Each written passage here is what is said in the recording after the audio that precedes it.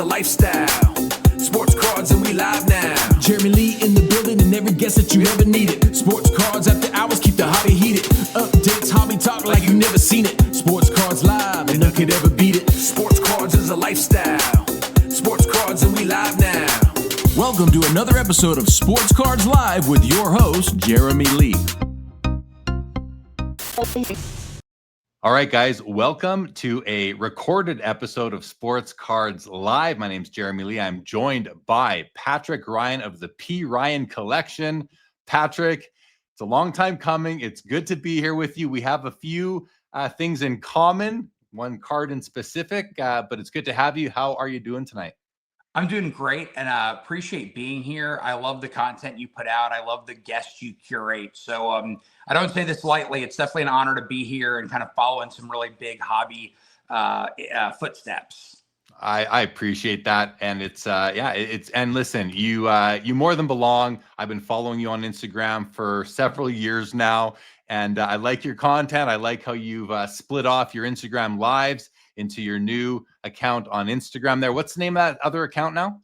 Uncut Cardboard, kind of a play on the world of alteration. So my opinions are uncut, they're unaltered. And I do like them to live on that separate page because I want to really create a little bit of a community there, have people comment on the content that I put out there. And then the P. Ryan Collection is much more for sharing my collection and being much more kind of a broader based. Whereas on Uncut Cardboard, it's some pretty nuanced topics that I dive into. And I know we'll be getting into a couple fun and hobby specific topics here this evening. We will. So you may be a little bit unfamiliar to some of my YouTube audience and podcast audience, guys, but please be welcoming. Welcome, Patrick, to the YouTube, to the Sports Cards Live YouTube channel, to the podcast. I'm happy to have him. And so let's jump into it. But really quick, before we do, let the audience know a little bit about your hobby history. How long have you been in the hobby? What do you love to collect? Just so they have some context. Yeah, so my first pack of cards was 1988 Topps when I was a 7-year-old. And then my first sort of real trading card memory was how in 1989, many people think of Ken Griffey Jr.'s Upper Deck card as sort of being the big commotion in the hobby. But the big commotion is actually the Billy Ripken error card because it had some profanity on it. And that card got sports cards banned from my elementary school. And if you want to make something popular, just go ahead and ban it. I think we've learned that over the years. And so anyway, became infatuated, actually sold baseball cards on the side of the road when I was like 8 years old, much like a lemonade stand. Subscribed to Beckett starting in like 1990, would go to card shows and was a very avid collector. Sports card passion led to in-person autograph chasing starting like in the mid 1990s. And here in Houston, Texas, where I met one of my best friends and my current business partner in the world of ticketing, just spending the afternoon chasing autographs at the team hotel and at the Astrodome and at the Summit. And then like many people, college kind of got in the way of my collecting. And it was sort of an interesting period. I do remember vividly reading in a Barnes & Noble. I picked up a Beckett magazine randomly in 2004 and reading about Exquisite and how outrageous it seemed to be, how it was a $500 box. And I was like, well, being a first-year salesperson out of college, this is certainly not going to be a hobby for me. And then I kind of got loosely back into it. My first real dip back into the hobby was 2013. I actually attended the National in 2013. And I was blown away by seeing all these autographed rookie cards because getting a rookie card autographed back in the day was blasphemous. It was sacrilegious. And so seeing people get low grade Wade Boggs 83 Topps, low grade 84 Topps, Darryl Strawberry, 86 Donruss Canseco, that connectivity of kind of merging my two favorite passions as a kid, collecting cards and then autographs, and then finally being able to live together was a thrill. From an investor perspective, I bought some 2013 Giannis rookie cards. My company at the time had a relationship with the Bucks, and so I felt like this would be a fun way to kind of watch the Bucks would be by investing in Giannis cards. And the mistake I made was that I just didn't buy enough of them, and I sort of sold too early. I mean, in the classic world of investing, I'd gotten 5 times my money out of some of these cards. And so I was like, oh, I should sell them. So I turned like $5,000 into $25,000 with Giannis. And I used that to kind of start building a PC a bit. Became very focused on LeBron, and then and also Houston Astros players. So I was going to a lot of Astros games at the time. And I also just had this thesis, much like, you know, Jeff Wilson, and much like I imagine you too, Jeremy, of like, hey, our generation's what kind of really spurred the first boom in the 1980s. You know, what if people's kids and what if our generation gets back into it? So I remember buying 2003 Topps LeBron flagship PSA 10s for like $150. I was buying Griffey 89 Upper Deck PSA 10s for $300. And so I was kind of treating it like a little bit of a stock portfolio. And then I promised myself if I ever had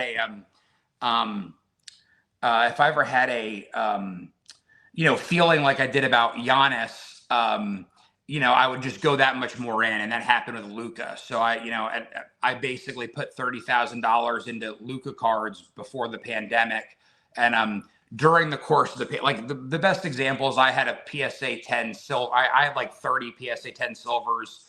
My average cost basis was probably $300, and at the peak I sold like 4 of them for $8,000. And so then Luka enabled me to reinvest. I bought a 52 Topps Mantle.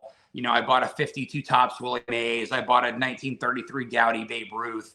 And then around that time, like, so starting kind of pandemic, I did become willing to put some more capital into the hobby. And I still put some capital into the hobby, but a lot of it is kind of horse trading in and out of things. And look, I've certainly taken some significant losses, but I've also been fortunate to kind of have some nice wins. And I do look at selling as a way to finance, you know, the next PC piece. It always helps to facilitate that for sure. Now, you also just completed an amazing collectible piece. You had an album page that you found. It was already signed by Babe Ruth. You've since had it signed by Jordan, Gretzky, and Messi, I believe, and Brady, yep, and Tom Brady. Of course, Brady you had done at the auction. So listen, I think that piece has made the rounds. I mean, you were featured on many different news wires for that. The question I have for you about that is, what does it feel like to have that piece complete, knowing that you had them all done in person? Like, you were there for, except for Babe Ruth, I assume you were there for all those autographs. And if not, correct me, but how was that? What did that feel like? So one caveat is that I actually had Wayne Gretzky signed it through a friend because I had to catch a flight, but I did show it to Wayne recently. So, I mean, you know, so I do feel like it counts. And Leo was via private signing, but there's pictures of him holding it. And I do think I'm going to get a picture of him. I might not be in the picture of him holding the completed item. So, I mean, the personal connection was there. I did get Michael to sign it. You know, and that kind of has to remain a little bit more discreet and private. But, you know, it's created a big sense of freedom, because I do think that if I sold everything else and that was my one item, you might argue that it's still a pretty complete collection. And, you know, with that freedom of having that piece, there's 2 things that have happened. Is there's the story and storytelling around that piece has been very meaningful, and it's been very humbling. To have people be so interested in it, and to have been able to do it in less than a year. And so I want to make sure that the items in my collection here moving forward have some element of storytelling, and quite frankly can kind of hold their own in the room with that item. So I'm an active seller, but I'm also actively curating some things that were some pretty big holes in my collection. And so I would say the biggest takeaway is I have a lot of freedom as a collector now, and it's really opened up my willingness to part ways with some items that just might not fit that kind of core goal of storytelling and uniqueness.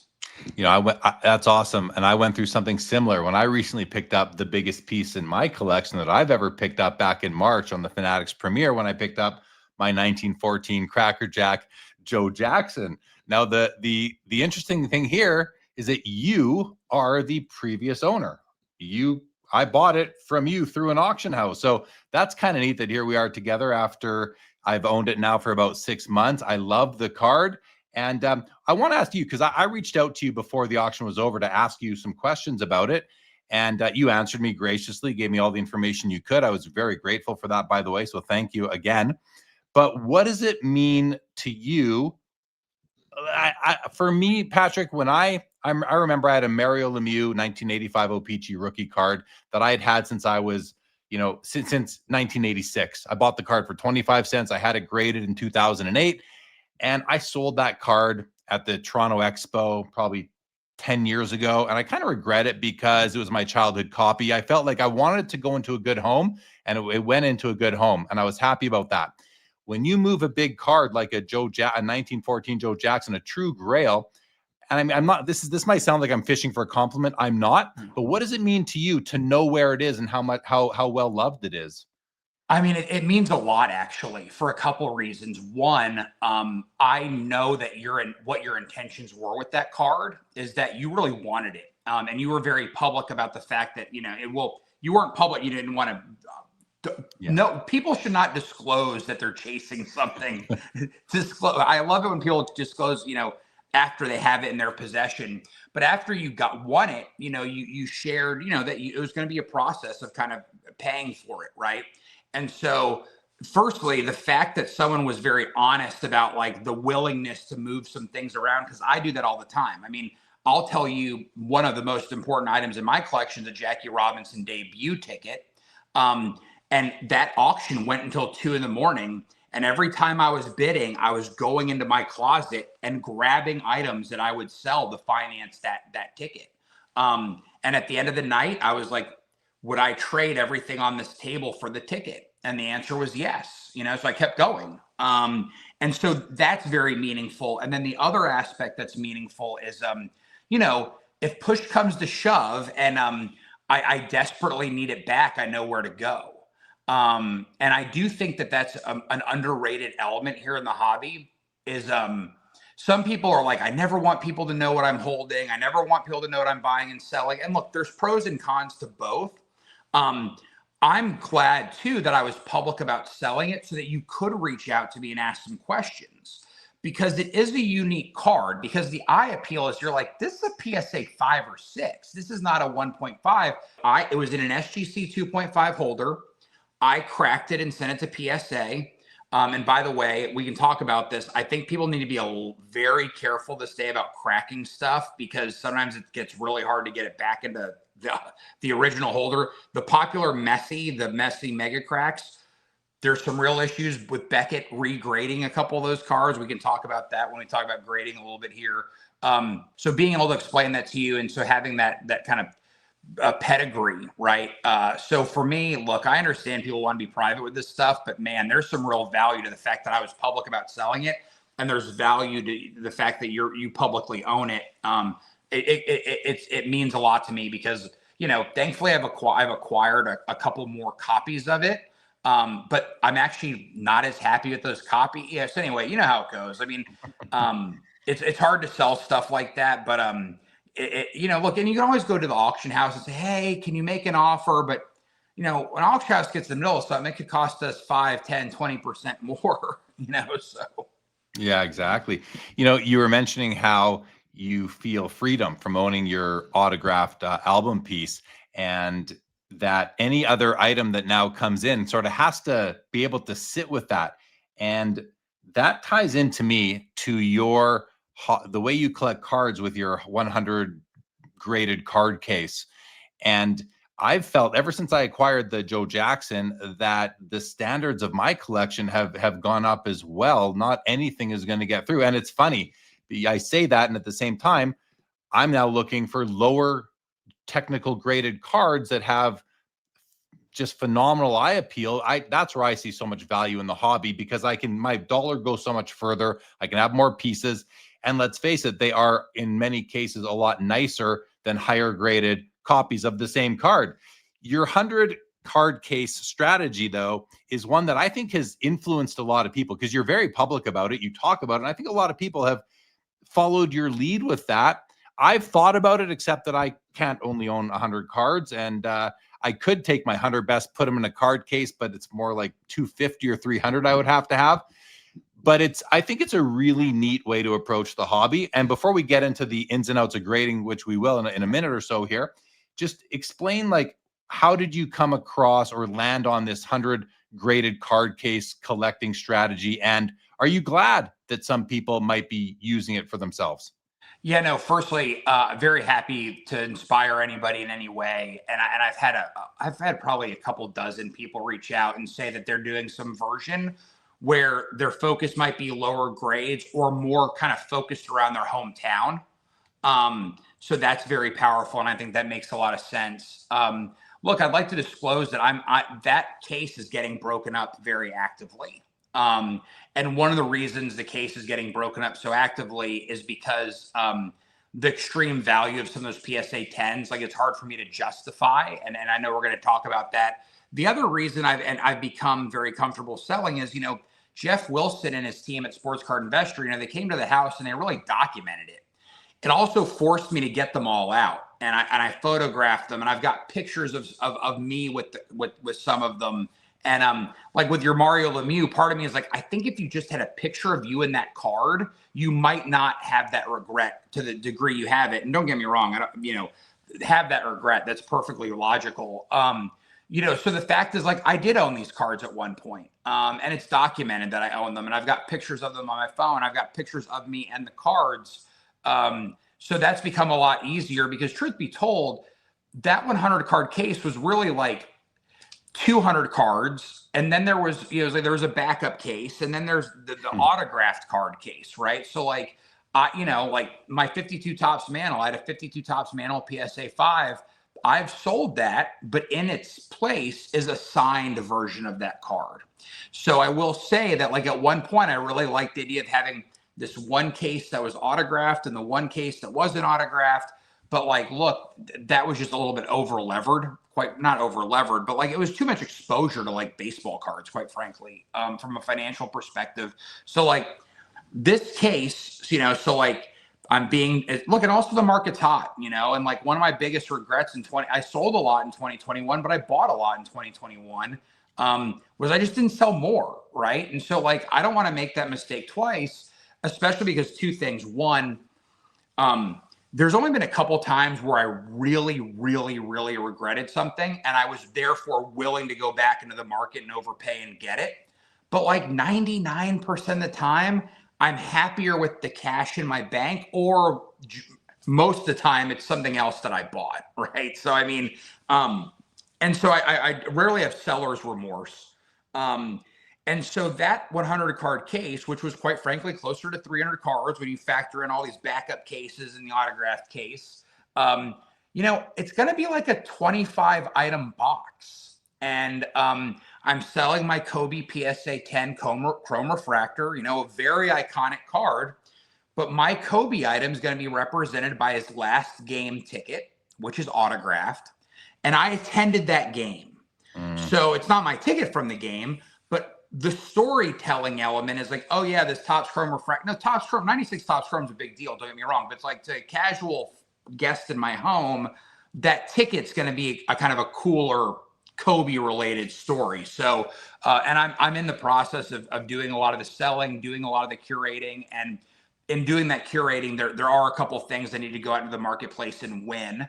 And so I'm not like, I'm definitely putting some cash in my bank, but I'm also definitely, there's some items that I'm really chasing. So, well, and giving up the Topps Chrome Refractor Kobe, no big deal, because you can reacquire one anytime you want. A signed autograph, a ticket autographed from his last game, I have to think that's a rarer piece than a Topps Chrome Refractor. Yeah, I mean, I think in the PSA Pop report there's 50 of a signed iteration, and it might not even be that high. And what's the Topps Chrome Refractor? I mean, probably a couple thousand. Now look, people crack and cross, so it's hard to get a real estimate. But like, I could certainly buy, and that's the thing too, is I don't necessarily have to. If I really miss that card, I don't have to replace it with a PSA 10. I could replace it with a nice 8.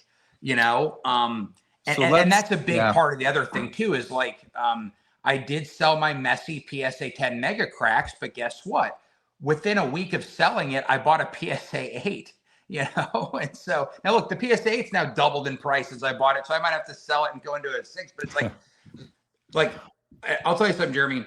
90% of card collectors couldn't tell if you blinded it, which one was the 8 and which was the 10, that's a very hard card to grade. But like the common sports fan, almost none could tell you the difference between the 8 and the 10. So some of these decisions have become very easy for me. Patrick, what do you think about the discrepancy or the gap in value between, a PSA 10 of an iconic card and a PSA 9 and a PSA 8? But I'm going to ask you in two different ways, modern and vintage. I mean, modern, the difference between a PSA 9 and a PSA 8, very hard to identify the difference. In vintage, and vintage, you don't have many PSA 10s, but the difference between one grade to the other can be easier to tell, because there's so many more. I look at grading as a pyramid, in terms of at the 10 level, there's a very narrow gap in conditions that could be there. And as you come down, there's the variance in conditions that qualify for a PSA 1, for example, is very wide. There's a million different things that can be going on there. So all that said, let's talk about the higher end of the grading scale, which really is mostly going to be modern cards because they just lasted. People took care of them much better. What do you think about the premium placed on a PSA 9 versus a PSA 10 these days? Well, I appreciate the question. I'd like to answer the vintage part first because, again, we want to be, I don't want to be like overly complimentary because I don't want this to be some huge love fest, but I got to tell you, you and Sean Cates, who's known as at Victory Investments, I get so jealous when you guys post some of the cards because I'm like, that's not a 3, that's not a 4, that's and he was at the National. He has his 52 tops, Jackie Robinson. Like I told him, I was like, dude, like you got to pay for the grader notes because I need to know why this is a 5. I mean, like it's a stunner. So like I love the collectors that have the patience to really find the eye appeal vintage. So vintage. Look, man, like my mantle, my mantle was a 5. I was never going to be comfortable above a 6. Like, cause my Nolan Ryan 68 tops, which is for sale currently, it's an 8.5. I was never going to want a 9. I mean, like just the subjectivity of some of this stuff was real, like give me a break kind of thing. And also, to the point about PSA, and like, look, I want to say this caveat. I think PSA is a wonderfully well-run company today. But, like, I think there's some truth to like a card getting submitted with $100 bill taped to it, like back, 25 years ago. I mean, I just, there was not the technology. There wasn't the documentation. So like a Nolan Ryan PSA 9 that was graded 25 years ago, I think if you cracked it, you're going to have a real hard time getting it back into a PSA 9 holder, right? Like, I think that's an issue. People say that of the mantle 9s, of the 52 tops mantle PSA 9s, that like 3 of them have no prayer of being PSA 9s. So like that aside, vintage to me was always kind of problematic, and I was never going to really dive deep into the waters of the high end there. I'm not as good of a hunter for the eye appeal, but I respect those who do. So that's kind of where I live in the world of vintage. And then with vintage, I should say that now, like, I sold my mantle because I have a signed one. I sold my Wilt Chamberlain 8 because I found a signed one, right? So like my Nolan Ryan, I'm signing it perfect because I've got a PSA 6 with a 10 auto, right? So like that's kind of the horse trading I'm doing. And by the way, it's putting hundreds of thousands of dollars into my collection to spend. So in terms of modern, man, it's really just, I get it from an investor standpoint, right? Like, so I think that's the other thing I want to make clear is like, I do not want anyone to sell 10s, like sell their 110 to buy 10 8s, because that's sometimes what the trade-off is. I don't want anyone listening to this to think that I'm saying that from an investment standpoint, because I don't think it's going to play out that way. I think the 10 will always have unique value. Now, does that delta get compressed? That I would bet on, right? So like some of these unique 15x multiples between 9 and 10s, that I think will get compressed. And I'll tell you one of the reasons why I do think it'll get compressed. So, in terms of that 10, it's just like a lot of these cards are so mass produced. It's sort of a false scarcity, right? It's sort of a way to add to add that value to it. And, you know, I was very attracted to it. I mean, it certainly helped my collection when we're dealing with those 2018 Lukas, right? You know, and I was grading a lot of them myself. You know, so I understand it and I believe in it. It's just that for me as a collector, I can no longer justify that value delta. Yeah, it's interesting because you say, you know, you'd rather. I think what you're saying is the one PSA 10 would likely outperform 10 PSA 8s at the same overall price. My issue there, Patrick, is not that you're wrong, but that well, I don't know. So here's what no, I know. I don't want yeah. someone to do that based on me saying I'm No, I getting know. out of PSA 10s. Yeah, no, my issue isn't that, you know, isn't that is right or wrong, regardless of, I know you're not giving advice. My issue is that the PSA 10, like if the PSA 10 in question here, if we were talking about actual cards, if that PSA 10 was truly a gem mint card that had never been in a PSA 9 holder before, because we know how many cracks and resubmissions. I just heard a story about from a very reliable source that a Mike Schmidt rookie card was submitted 23 times until it finally until it finally got its PSA 10. And that's a difference between like $7,000 and $300,000 because that 10's now a pop 5. Right. But I mean, my thing is to the investors out there, how would you feel knowing that in this Mike Schmidt example, just as an example, you're going to go spend $300,000 on this pop 5 PSA 10 Mike Schmidt, and you probably don't know, well, you might now, that exact card was graded 23 times by PSA as a PSA 9 until they finally got it. Like, where, to me, this is where the hobby, this is where we have a risk in terms of investors, because once investors realize how subjective and inconsistent grading is, and listen, it's an opinion and they're human and they do the best they can. But at what point does the investable market kind of say, you know what, like, this is ridiculous. This card was worth $5,000 yesterday. Now it got put in a new holder. It's worth $300,000. I want my money back, sort of thing.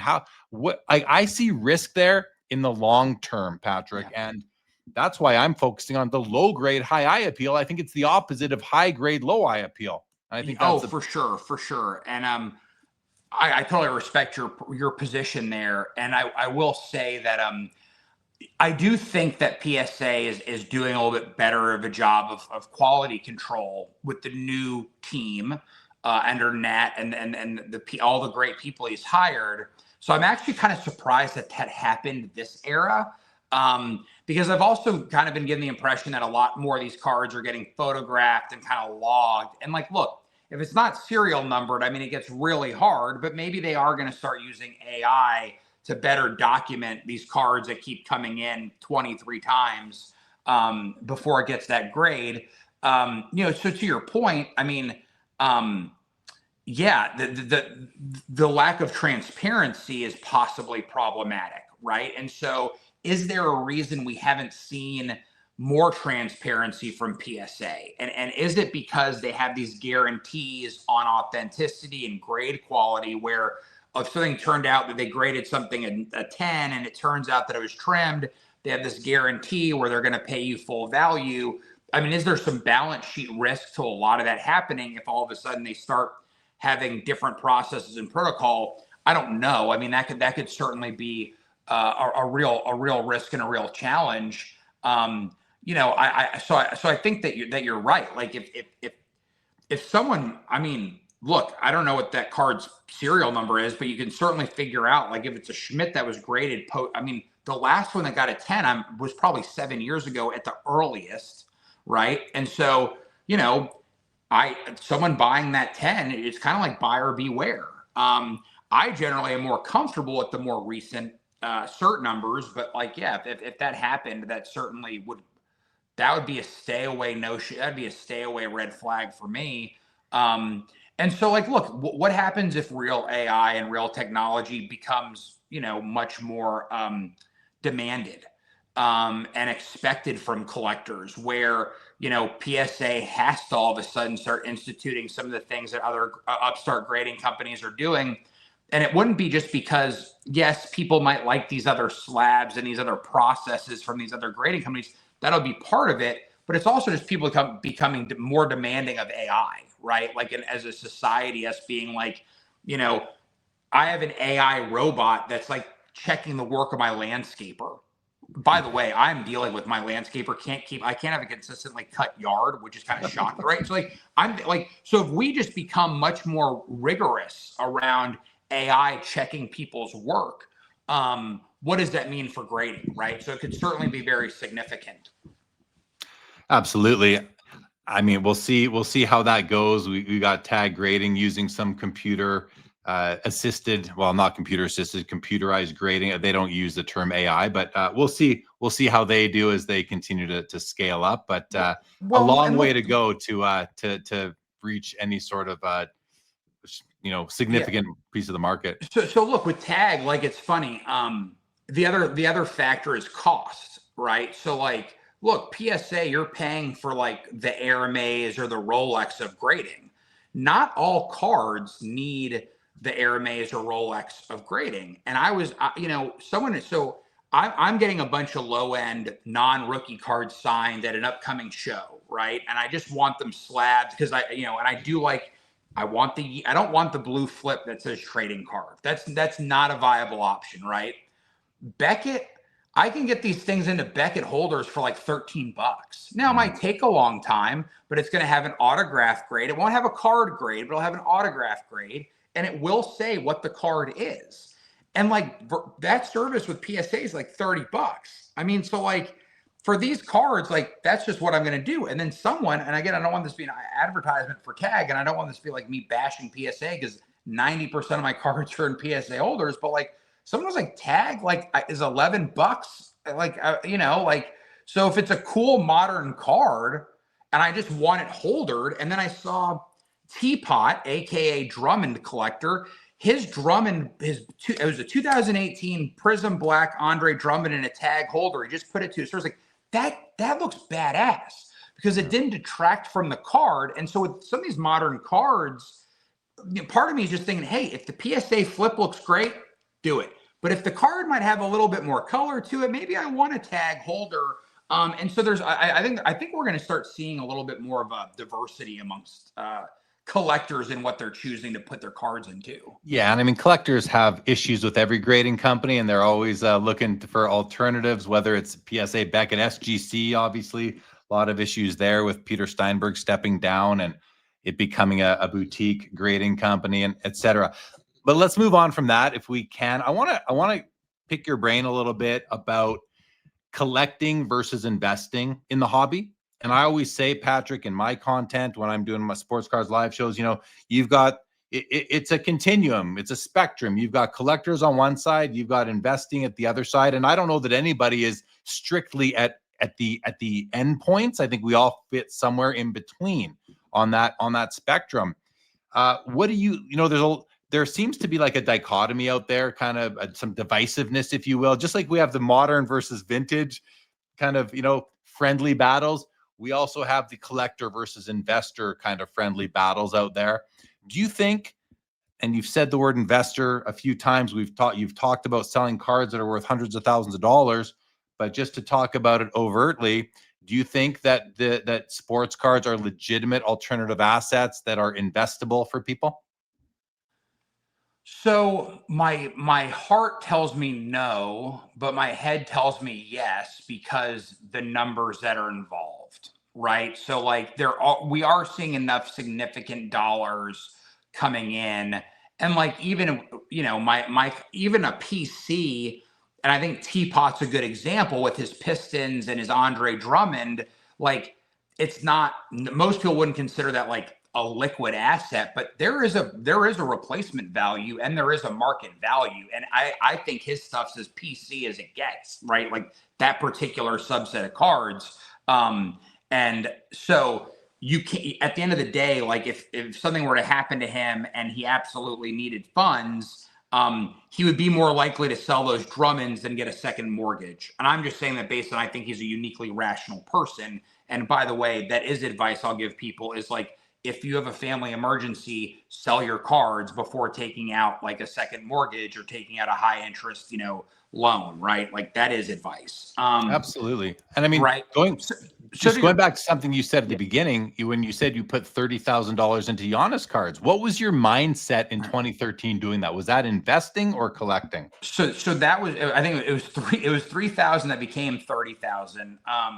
Luka was 30,000. So anyway, no, Giannis was 5,000 that became 50.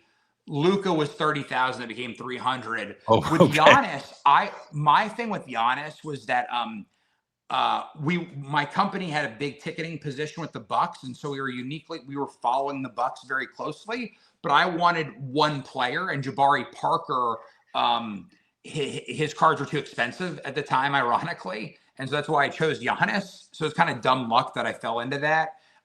So that was like rooting. So that might be the other element of this is sort of like both, right? Where you're like rooting for the person's success. I bought a high-end Jordan Love rookie recently just because I was like, I think it'd be fun to root for that guy. But like I understand that card could 10x in value. It could go down 90%. So that's kind of like gambling, maybe. That actually might be, quite frankly, what I just described as gambling. So be careful there. And I would say that less than 3% of my collection would be tied up in something considered gambling. To your point about the collector-investor dichotomy, what's fascinating is that I will come back to this one grading matter, because the investors are getting sort of taken for a ride. And this, I'll tell you the story, and the collectors are benefiting. And it's around the thesis that PSA 10s are so much more rare than PSA 9s. And that's not true. The pop reports are lying to us. There are, like, for the Jordan PSA 9, I don't know, what is it? Like, let's just say 1,500. I actually don't know. I mean, maybe a bit more. Okay, so that's nuts. Okay, so let me tell you something. There are not, let's just say it's 1,500. There are not 1,500 Jordan PSA 9s. There's not. No. I would bet there might be half that number because of all the crack and cross attempts. And quite frankly, a lot of the crack and cross happened 10, 15 years ago where the values weren't so significant. People, my Jordan PSA 10 was a BGS 9.5. And that was a $10,000 BGS card. I didn't bother telling PSA to take it out of the registry. Now, when I cracked the Joe Jackson, I did have SGC take it out of the registry. And by the way, it was like pulling teeth with them. I had to email them 4 times and call them to get that SGC label deactivated. Like, wow. And now look, and I think there's but anyway, no one spent the time deactivating these labels. So, the Jordan's a good example. Like the 85 Topps McGuire, I bet you there might be 70% less PSA 9s on that McGuire than they say they are because of the crack and cross, because that's one of those ones. Ricky Henderson PSA 9. So it's kind of funny. The harder the 10 gets, the fewer their actual 9s are. And so all these people being like, for every 100 9s, there's only 110, and people are paying that premium. How stupid are you? You probably shouldn't be you should not be buying off that thesis. But then guess what? The people who like buying 8s and 9s, they're benefiting from that. Yeah. So that's the other thing too, is like, I kept hearing these people, during this most recent sort of surge, I've just seen all this content around 10s are so much more rare. 10s are so much more rare. I'm like, dude, I think the 9s are way more rare than people realize. I'm not saying they're as rare as the 10s, but like there are so many crack and cross attempts. So to that point, it's a great example. The investors are driving up the price of the 9s, driving up the price of the 10s and bashing the 9s. And the collectors are just like, great, I'll just take the 9. And I think that if you were to actually do like an actual audit, people would be like, holy shit, no way. There's way fewer 9s out there. So, yeah, I think that issue highlights the dichotomy. And so to that point, as you said, could there be risk in the 10s? As people are buying the 10s because they're so much more rare than the 9s. Well, that math doesn't math. I just know that. Jason Kuntz has told me he has cracked 400 PSA 9 Jordans. One guy, 400, right? So, and then on the collector side, like some of these 9s look better than 10s, and some of these 8s look better than 9s, and so yeah, and a lot of people, it's like, look here, and this is a BGS Tiger Woods, arguably his most iconic card, and I bought this for $15,000. I'm selling my dual 10, so it's a 10 card with a 10 auto. It's going to get at least $30,000. So how could I, as a rational human being, say I have the card and $15,000 or just a slightly different grade? That might be the same grade as yours on another day. Exactly. You can't as a rational human. They're both numbered. And by the way, I actually like the autograph on this particular one better. So like, you're just going to have a hard time convincing me that this and $15,000 cold hard cash isn't better. Well, the funny thing, Patrick, is that I'm not going to try and convince you because we're on the same page. Now, I did a little bit of research while we were chatting here, and just so you know, the Michael Jordan 86 Fleer, there's 335 PSA 10s in the census, in the PSA population census. There's 3,055 PSA 9s, which, like you said, maybe you said 1,500. Your 1,500 might actually be accurate when the PSA report says 3,055. Absolutely, with that card. So those PSA 9s are way rarer than people realize. Oh yeah, that's the thing. And I refer to that as like phantom population. There's all these phantoms out there. They just do not exist anymore. And that's a problem that we have with the data that we use in this hobby to run our behavior, to make decisions. A lot of people think that they're doing their due diligence or checking the populations. They're looking at comps. Populations and comps all have a ton of nuance to them that we need to better, that people, especially non-experts, anywhere from new entrants to amateurs, even somewhat experienced collectors, may not really understand what they're looking at when they look at populations and comps. Well, and I think that's very well said. And another card I want to talk about, because I was in the news regarding my Messi PSA 10, and I was buying that card in BGS 9.5, and this was actually during the boom. It's just that soccer was very late to the boom in 2021. I was buying BGS 9.5s for like $4,000 to $7,000. And my thesis with buying them was trying to crack them and send them to PSA. So a couple warnings about that card. It was manufactured overseas in a country that just didn't care about the consistency or standards that we tend to abide by here. So a lot of them are actually short. They're not altered. They just came out of the factory short. So with those BGS 9.5s, and I think I did this 4 times, I'd like to firstly say that none of them got into 10 holders. Only one of them got into a PSA holder, and it was a PSA 7. So PSA does have much harder standards on that card. And then the rest of them, so I like BGS wouldn't, like, I'm talking multiple grading attempts just to get them back into BGS anything. So one ended up at a PSA 7, one got a BGS 8.5, and then the other 2 got BGS Authentics. They were all BGS 9.5s. But BGS, once they caught on that PSA had caught on that a lot of these were short, they didn't want to be in that. So guess what, guys? I'm looking at some of these BGS 9.5s that are running at different auctions, and they're short. So don't buy these thinking that you're going to get them into any sort of PSA holder. So like, that's the other factor too, is like, we're talking a lot about PSA 9 versus PSA 10, like the crack and cross. I mean, like, look, a lot of these vintage cards, BGS and SGC and PSA have different standards. You guys everyone better be very careful with that world. And also, just understand the risk of kind of playing that game as this market continues to develop. Do you think that there's that just because like these Messi cards that were cut short at the factory, it's not like that was really a mistake. It was just the process. My thoughts, like I can understand a grading company not wanting to put an undersized card in their holder because it'll move around and get damaged in the holder. I get that. But if the card came off the factory line, and I'm not sure really where I fall on this. My original thought is, well, it's authentic, it's pack pulled, it's the way it came off the press. It should be able to get into a holder. Like I would expect it to be able to get into a holder. But now I'm thinking to myself, just right here with you, Patrick, that the grading companies actually are the ones who are kind of saying, well, listen, it doesn't matter that it came off the printing press and it's a non-counterfeit, authentic pack pulled card.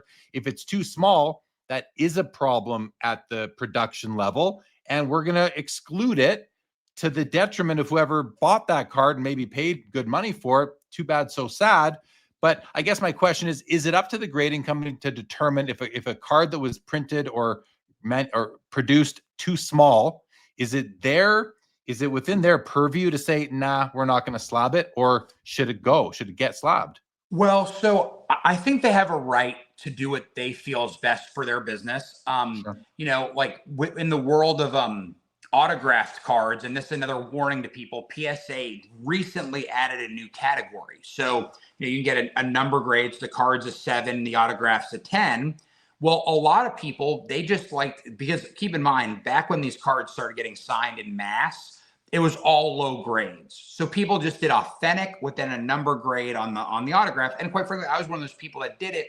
I only recently, and by the way, I've regraded and spent all the money to regrade a lot of them. So what's happened recently is there will be a card that says authentic PSA, authentic, but then the autograph is a 10. When you look it up on PSA, it says authentic altered. Now, they might eventually add authentic altered to the holder. They haven't done it yet. But like one of my McDavids, they said was altered. And by the way, so it's like I had 2 Young Guns that I had Connor McDavid sign. That Young Guns, as you probably know, very hard to. So I probably did buy a raw one that someone had played with, right? So I mean, like, you know, it's but someone, if they don't know, it says authentic. And they're like, oh, well, I'll just crack it. I'm fine with it getting a 4. It's not getting a 4. The label set, if you look up the label, it says altered, right? So like there's that nuance, and that's a standard change, right? So like what kind of obligation does PSA have to go back and say, shoot, if we're going to start slabbing stuff authentic altered and there's a million cards just as authentic, should we offer people the chance to send them all back in at no cost to double check that they're not altered? So to me, I think that if you're going to do that, if you're going to introduce authentic altered to the world of autographed cards, you got to be willing to take this stuff back in so people then, like, we have consistency. So you've got to, like, if you're going to change the standard, then you got to actually change the standard.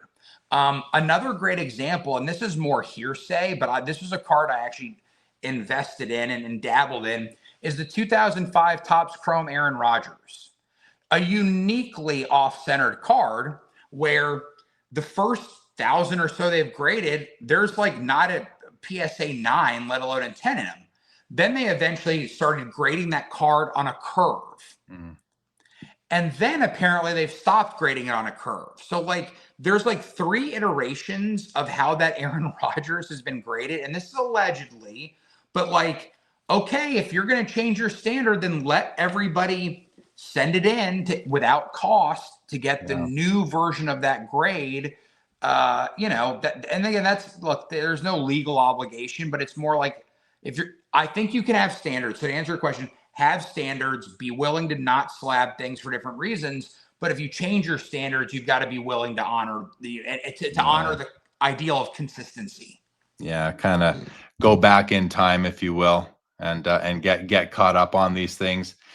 Yeah, it's I call that standard drift, when the standards kind of drift along, and it's not that the written standards are changing, although they do sometimes. It's the adherence to the standards and the consistent application of them, which is, you know, as the grading company, specifically PSA, grows and they become more decentralized, it's just, as a business person that it's going to be tougher to maintain control over everything and consistency and all that. So, but at least we as a hobby know that they are growing and they're decentralizing, and that we need to, I think, just adjust our expectations accordingly. Otherwise, you're gonna have some angst and some unhappy people. So right, and you mentioned that everybody's going to be mad at a grading company at some point. I mean, like BGS, a former employee of BGS submitted a round of cards, and something like 15 of the 25 cards got black labels. Right, so like I want to make sure that we're being even Stevens here with some of the criticism. Because again, I do love PSA. PSA's created a lot of value for me. And I'm going to have a lot of PSA graded cards. It's just that I might not, I'm just becoming a little bit more comfortable with the PSA 9s, getting a little bit more comfortable with the BGS 9s, looking at tag for some of my more colorful modern cards, and so kind of just evolving, I guess you could say. Yeah, and you know what I do? I'm with you, Patrick. I like my vintage cards in PSA slabs. I pretty much I have some SGC, but I'm mostly full PSA in my collection. I just don't have as much respect for the grade on the label as I used to before I was as informed, I feel, as I am now, and maybe not informed, but experienced in assessing and looking at cards in detail. So I don't really care what the slab says for grade. I'm maybe one of the more extreme examples of buy the card, not the grade, although it's gone in reverse, where I remember I was looking at the National for a 1933 Gaudi Lou Gehrig number 92, the earlier card in the set, and I was looking for a PSA 1 or a 1.5 that looked like a 4 to a 6. I ended up finding one. It's got a little bit of paper loss on the back, so you don't notice it until you turn it over, and you can still read all the words in that fine font. And so I do care about the grade, but I'm looking for the lowest grade I can for the best looking card I can. So yeah, that's kind of where I'm at. Well, and look, the other element of grading is the actual physical case. So look, I think the PSA, the feel, the weight, the sleekness, fantastic, right? But then some of these CGC cases look kind of badass, right? So like I have some signed Todd McFarlane, the comic book creator. And it was a signing that was done with CGC, and they're in CGC holders, very slick cases. Like I said, the tag is much about presenting the card. Look, if SGC would narrow their case, I would, it's just a little wide. And then Beckett's a little thick. If Beckett introduced a thinner, and by the way, Beckett signed, when they slab 8x10s, they have a very thin slab. So like they have the capabilities. If Beckett thinned out their slabs, oh my goodness, it would be hard for me to resist putting everything in there. So, I mean, I guess that's the other thing, is the diversity of slabs kind of keeps me on my toes, and I'm looking for the right slab feel for the right card, I guess you could say. One thing you'll notice, Patrick, because you're talking about the tag slab and the CGC slab, they're very, very similar. When you put those together, they have a similar look and feel.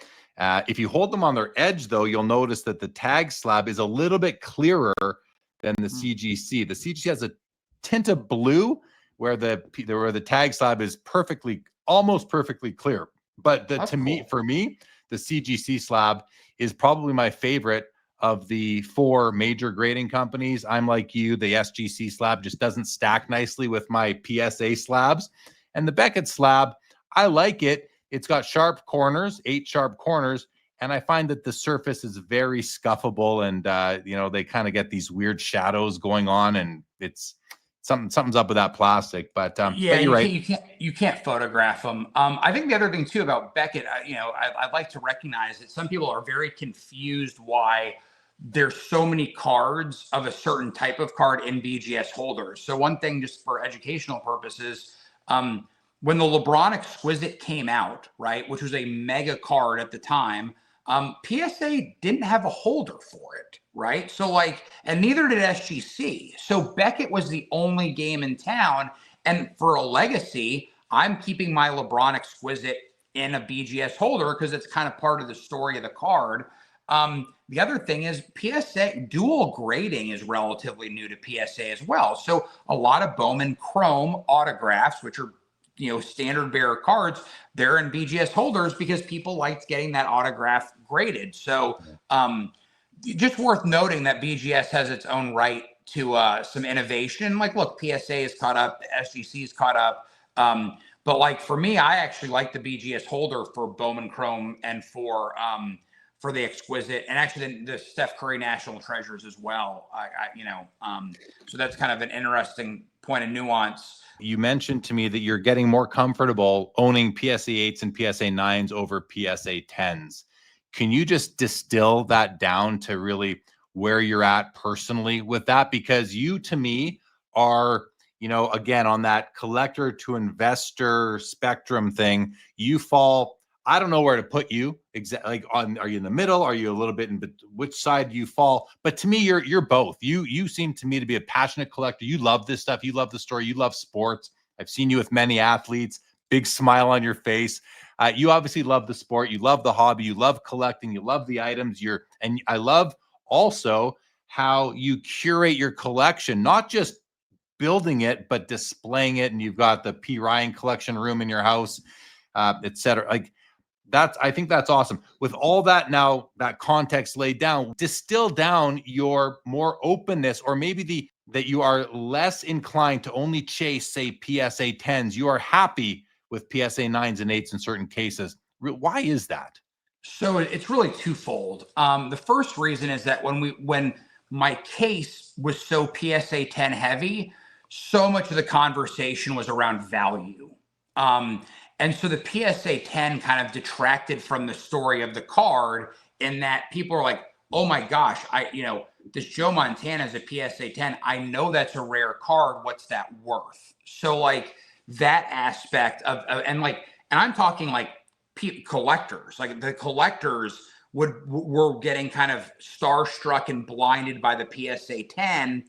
So the collectors were being too focused on the value of my collection based on the 10s. Then we talk about the average Joe, and they couldn't understand the difference between 8 and 10. So like all of a sudden, like then they're like, wait, why is this a 10? And that conversation. So that wasn't the conversation I wanted to have. I didn't want to have the value-centric conversation with other collectors. I didn't want to have the logic conversation with non-collectors. I want to have the conversation about the card, right? And so, and I can't have these things raw, because let's get back. One of the original reasons for grading was just authenticating, right? So like, and I'm not going to put, because I buy and sell too much to be playing around with these cases. So it's really detracting from the story of the card. Were kind of the main reasons. And then ultimately, like I referenced with the Tiger Woods, like, I can just have the same card and $15,000. Like, that's a hard argument from a logic perspective. Maybe not the right argument from an investment perspective, or from a logic perspective. That's just where I am. Yeah, I hear you on the, the same thing happens to me when I have non-hobbyists come over and I happen to have some cards here and I'm showing them cards and oh, that's cool. What's this one worth? It always comes down to what it's worth. And value is important, but we're just proud of our cards a lot of the time. We want to tell the story of how long we've searched for it and where we got it and why we love this particular copy, more so than just spitting out a dollar figure. I also get a little bit uncomfortable just telling people, like, I don't want to, I don't know how well you're doing financially, and you're gonna ask me what this card is worth. If this card's worth $10,000, you might be struggling to put rent together, and I'm going to tell you I'm holding this thing worth 10 grand. Like that makes me uncomfortable. It's absurd, right? Like it's almost absurd. It's almost offensive. So I agree with your point there. And I think too, like another really interesting element of the hobby is for non-collectors, what they're drawn to is patch cards. Mm-hmm. And so some patch cards tell great stories. I like the ones from the rookie photo shoots, right? Like LeBron's Exquisite is a rookie photo shoot. Steph's National Treasure, rookie photo shoot. That's a story that can be told. Like this, I can't like when I tell people, they're like, they ask, what game was this from? Or, and like, you're like, I have no idea, So the non-collector thinks the patch card is very cool. And they quickly are like, what in the world is this garbage? And like, if you explain to them that, like, and it's funny. I think about the Luka, and I love Luka, but like the Luka National Treasures, where it's clearly a number 8 on the patch. It's like, what's going on here? You know, like it's just so like it comes down to basic logic and how you explain it and how you story tell to others. And so I do think, look, I think there's a lot of opportunity for grading. I think there's a lot of opportunity for patch cards. I think there's a lot of opportunity for storytelling. And I do think that that's why, you know, I appreciated the forum today, because you've got such a great audience, a knowledgeable audience, but also like you do reach different parts of the hobby. So I'm glad we were able to have some of these very nuanced conversations. Yeah, absolutely. As far as patch, see, I'm game used only in my collection. I don't want, like, I understand the photo shoot. It's a once in a lifetime event for these guys, but the disclosures on the back of cards, especially Panini lately, I don't think anybody knows where these things come from. I like a second year auto patch because, you know, it's game. And I have a lot of hockey, Upper Deck, the cup kind of stuff. The second year stuff is game used. The rookie year stuff isn't. So give me a second year limited logos or an honorable numbers. I love that. I love the game used aspect of it. Well, so I've kind of been preaching that, like, if that rookie cards are clearly from the rookie photo shoot, and then second year are from game used rookie season, all of a sudden the market really expands. Yeah. And I think that maybe Topps can get us there. Upper Deck kind of gets us there.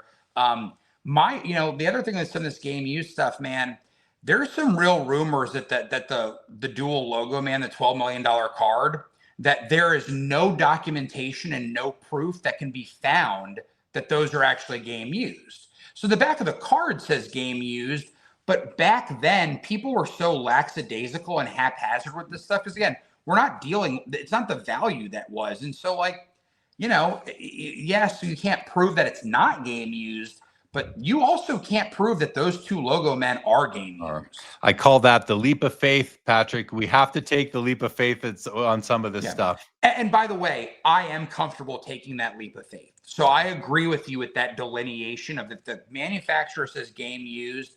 I'm okay with that leap of faith. So yeah, same here. All right, let's wrap this up. I want to thank you for joining. I want to thank you for, thanks for joining, Patrick, and everybody who's watching. Thank you for watching. Thank you for listening to this. You want to leave any comments in the video below on YouTube? You want to reach out directly to me, JLee_sportscards live on Instagram. I'll let you tell your socials for people. At the P. Ryan Collection. Love engaging with collectors and learning about people's journeys in the hobby. And Jeremy, really appreciate the opportunity to connect tonight and have a really detailed conversation, because I don't get to do this often. It was a lot of fun. Yeah, this is great. We'll do it again, Patrick. Thanks again. You stay right there, everybody. Thanks for tuning in. Thanks for tuning in and being a part of the Sports Cards Live community. Don't forget to like, subscribe, and most of all, keep collecting. More great content to come. Sports Cards is a lifestyle.